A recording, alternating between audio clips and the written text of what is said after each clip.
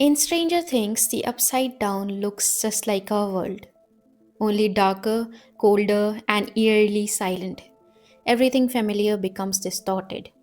What if modern warfare is creating a psychological upside down of its own? Lately, I've been ruminating about the emotional subtleties of war and its transformative nature from time immemorial. From men to weapons and vehicles to missiles, and then finally to nuclear power and drones. Each time there's a fresh military advancement, humanity grows emotionally distant to the outcomes of war. What once used to be equally catastrophic to the families on both ends has now turned irregular, with the ill prepared nation most likely to incur heavy losses. The definition of ill prepared has also varied, in the manner that now a nation with nukes, a defense heavy budget, an impressive arsenal, and strategic vigor will undoubtedly overpower its adversary. Thomas Edison once quoted, "There will one day spring from the brain of science a machine or force so fearful in its potentialities, so absolutely terrifying that even man, the fighter who will dare torture and death in order to inflict torture and death, will be appalled, and so abandon war forever." It's certainly an idea worth introspecting. However, something that never ceases to amaze me is the famous American inventor's concept of a fearsome force, which presently equates to nuclear bomb, albeit it didn't bring about the otherwise expected effect. This form of destructive force, which holds the power to reset the entire civilization and bring everything to ground zero, is surely intimidating, but still hasn't succeeded to permanently bring a large scale conflict to a halt. Which leads me back to humans' inherent need for power and control, a feeling that gives birth to insecurity and therefore possession of land, territory, people. A nation is formed on the basis of collective patriotism of the countrymen, where even hatred is given leeway in case a conflict breaks out, whereas those who criticize war are blatantly labeled as traitors. But can you really blame it on humanity as a whole, considering the Earth as an ideal scenario, when in reality not everybody thinks alike? From a philosopher's point of view, yay. But for someone who's responsible for real life policy changes, nay. At the same time, one also can't deny the ulterior motives of politicians and bureaucrats here, who oftentimes tend to exploit nationalist fervor in the garb of preventing their government from complete collapse. Anyway, let's consider two scenarios in order to drive my point home. One set up in the World War II era, where the world has just recently discovered the possibility of building long range ballistic and cruise missiles after witnessing Germany's V1 and V2 series. However, for the most part, the belligerent nations rely on traditional warfare, causing the soldiers to develop psychological symptoms as a result of the trauma they faced up close. There are more lives lost when compared to present times, and people can truly feel the repercussions of waging a war. Now, for the second scenario, take a current conflict where the drone operator standing quite far away from the enemy location wipes it out in a split second with literally no emotion on his face other than probably excitement. This is what has been termed as the gamification of something as serious as war. Terms like responsibility and regret sound negative at first, but interestingly, these sentiments are the ones which make us deeply human as they emerge from empathy. These sorts of emotions lend us the power to get how it feels to lose someone so dear to us. Another perspective on this situation reveals something positive from a nation's POV, that we are losing comparatively less manpower. One might think that they are playing smart until that numbness turns everything into ruins and leaves us with nothing to protect. With the means itself coming to an end, there is nobody to dissent and create a ruckus. An absolute nightmare for humans. Well, is there peace now? I don't want peace. I want problems always. Missiles, whether launched from thousands of kilometers away or guided autonomously, represent one of humanity's earliest forms of detached warfare. The act of destruction is reduced to a button press, often without seeing the aftermath. In 1991, during the Gulf War, the world witnessed a new kind of warfare: clean, calculated, and broadcast live on television. The US led coalition introduced something called precision guided munitions, bombs so accurate they could, as the military claimed, hit a target through a window. For the first time, the act of killing was mediated through screens and sensors. Operators watched their targets as pixels, small white dots on infrared monitors. The explosion came with no screams, no blood, no smell of smoke, just a bright flash and silence. The media called it surgical warfare, as if destruction could ever be sterile. But this surgery killed thousands, soldiers and civilians alike. In control rooms far away, operators reviewed footage like game replays. The distance between action and emotion grew wider than ever. Sociologist John Botria famously commented, "The Gulf War did not take place, not to deny the conflict, but to argue that the mediated screen based version of war had replaced the reality of human suffering." Despite the image of perfect accuracy, only about 7 to 8% of the total munitions dropped in the 1991 Gulf War were actually precision guided. The rest were conventional bombs. Even precision strikes caused significant civilian casualties, often because of faulty intelligence, technical errors, or the natural chaos of war.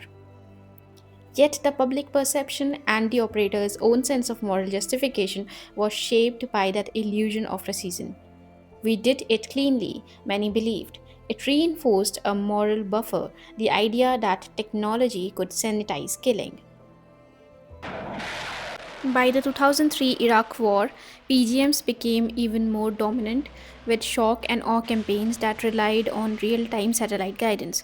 The result was an even more detached style of warfare: near perfect mechanical execution, near zero human empathy. Precision gave humans the illusion of morality, that war could be perfected, sanitized, and optimized. But with every guided bomb, the human herd became a little less guided. Cyberwar takes detachment to an entirely new realm.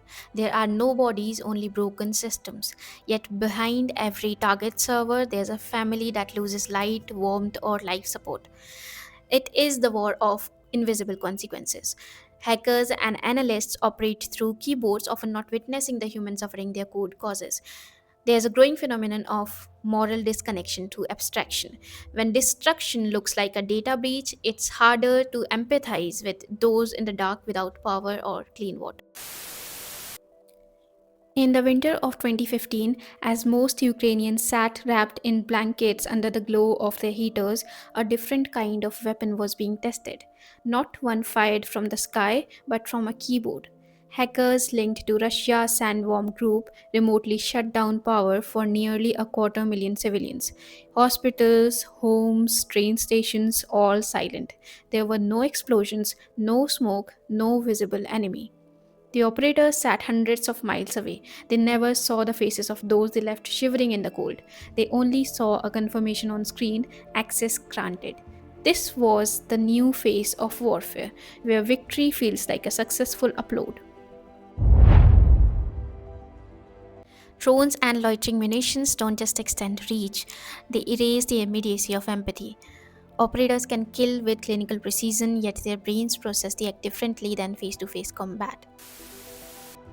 August 2021, Kabul, the final days of America's longest war. Intelligence flagged a white Toyota Corolla as a suspected ISIS threat. A drone tracked it across the city.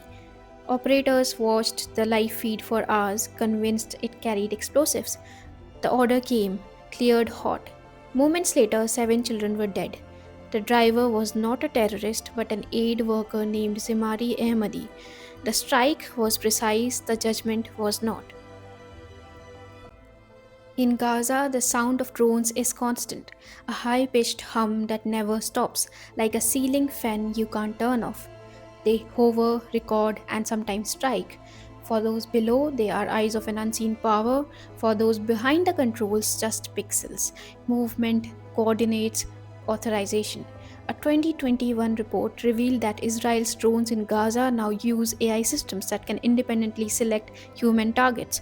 The algorithm decides who lives, who dies, faster than a person can feel doubt. And so, the human role in killing becomes that of a spectator, a moral observer to a machine's decision.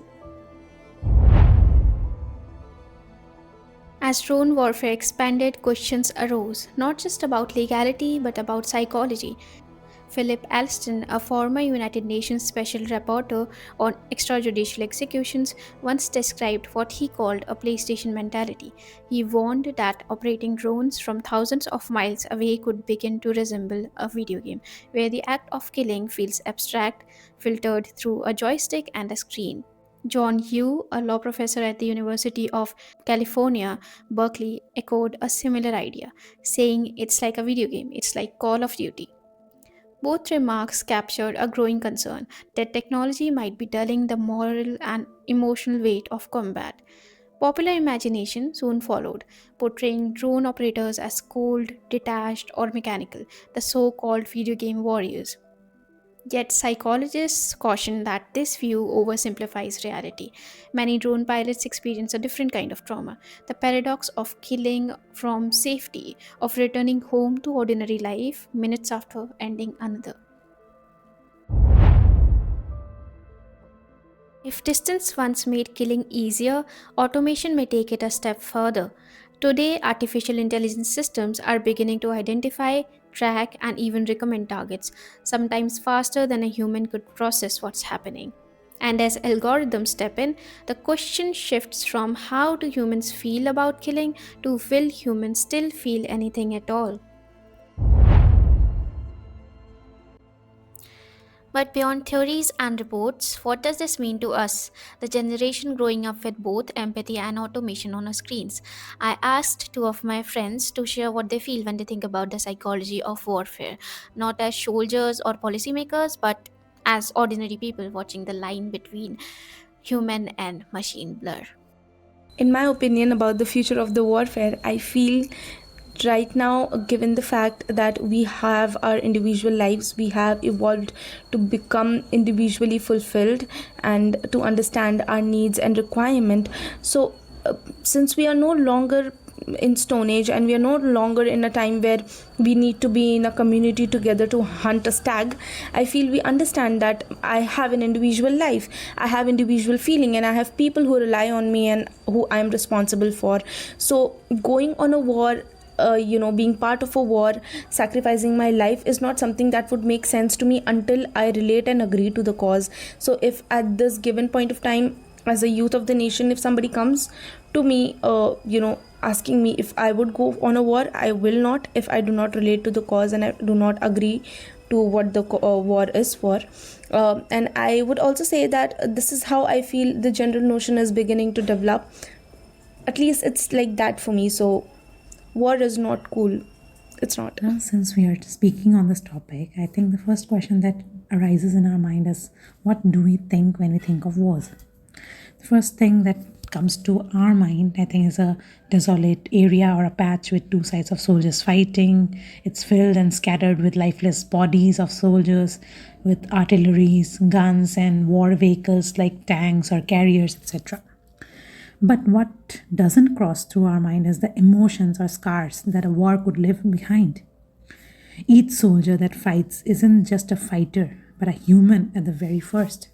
Someone's son or daughter, maybe someone's brother or sister, maybe someone's wife or husband, and many more in relations to the people surrounding us or are between us.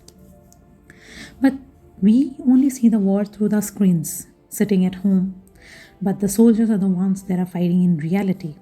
In my opinion, war throughout human history has been both a collective trauma and a reflection of the human condition that has been driven by survival, ideology, and the lust for power.